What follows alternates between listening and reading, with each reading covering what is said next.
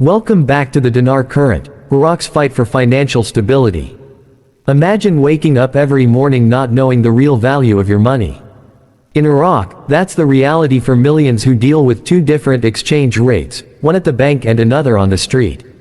This dual system isn't just confusing, it's destabilizing.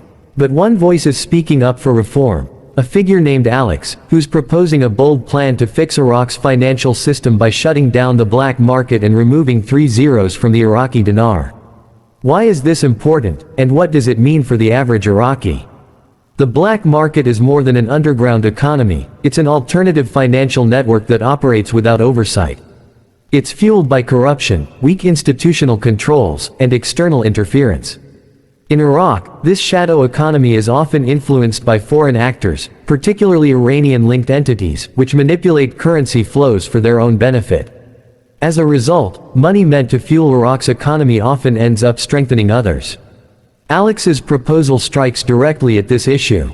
His strategy focuses on two powerful actions: cutting off the black market and renominating the currency by removing 3 zeros. While these may sound like technical steps, they carry deep implications. They represent an effort to restore control over Iraq's financial future, build trust in the system, and create a fair economy that prioritizes Iraqi citizens over external agendas. One major reform already underway is the transfer of 95% of imported payment transactions into the formal banking system.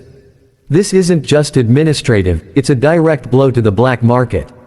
By routing transactions through regulated banks, the government gains insight into where money is going, reducing the space for corruption and illicit activities. It also encourages citizens to trust and use official channels, which can boost tax collection and public revenue. This banking reform paves the way for a larger change: redenomination. Instead of paying 25,000 dinars for everyday items, imagine paying just 25. The value doesn't change, but the perception does. Simplifying the currency reduces confusion, makes record-keeping easier, and helps fight psychological inflation. It's a step toward restoring confidence in the dinar, a currency long weighed down by excessive zeros and mistrust. However, these reforms can only succeed if people trust them. Iraqis need to believe that the government is acting in their best interest.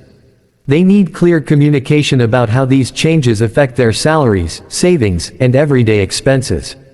Misunderstanding and fear could derail even the best policies. That's why the government must do more than issue directives, it must listen, explain, and engage.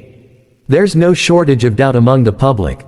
Years of failed promises and economic hardship have left many skeptical. Common questions like, will my wages lose value? Or, will prices go down? Reflect genuine concerns. Transparency is key. If Iraqis see stable prices, improved services, and less corruption, their doubts will turn into trust. Beyond the domestic impact, these reforms also carry geopolitical weight. Weak financial controls have allowed neighboring powers, especially Iran, to exploit Iraq's economy. Eliminating the black market and stabilizing the currency sends a message: Iraq is reclaiming its economic independence. But this must be handled carefully. Iraqis must feel these reforms serve them, not foreign interests. What's happening in Iraq isn't just an economic correction, it's a transformation.